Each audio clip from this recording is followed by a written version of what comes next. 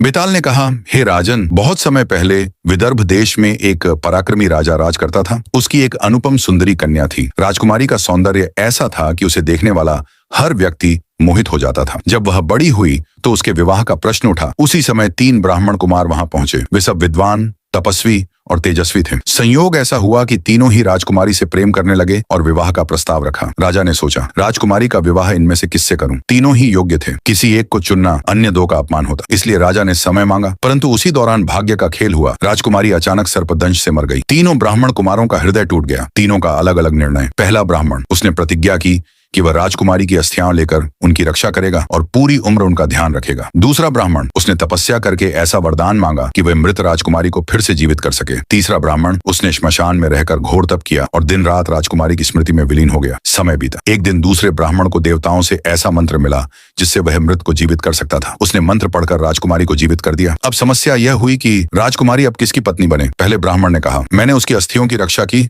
इसलिए यह मेरी पत्नी है। दूसरे ब्राह्मण ने कहा, मैंने मंत्र से इसे पुनर्जीवित किया, इसलिए यह मेरी है। तीसरे ब्राह्मण ने कहा, मैंने श्मशान में इसकी याद में तपस्या की, इसलिए यह मेरी है। राजा उलझ गया। बेताल ने विक्रमादित्य से पूछा, राजन, तुम न्यायप्रिय हो, बताओ उन तीनों ब्राह्मणों में से राजकुमारी का पति कौन होना चाहिए? राजा विक्रमादित्य ने गहरी सोच के बाद कहा, जिसने मृत राजकुमारी को जीवित किया वह उसके पिता समान है। जिसने उसकी अस्थियां संभाली वह उसकी मां जैसा है। परंतु जो श्मशान में तपस्या करके उसकी स्मृति में जीता रहा वही वास्तव में उसका पति कहलाने योग्य है। राजा का उत्तर सुनकर बेताल हंसा और बोला, राजन, तुम्हारा उत्तर सत्य है, परंतु तुमने बोला और नियम के अनुसार मुझे फिर से अपने स्थान पर जाना होगा। और इतना कहकर बेताल पुनः पेड़ पर जाकर लटक गया।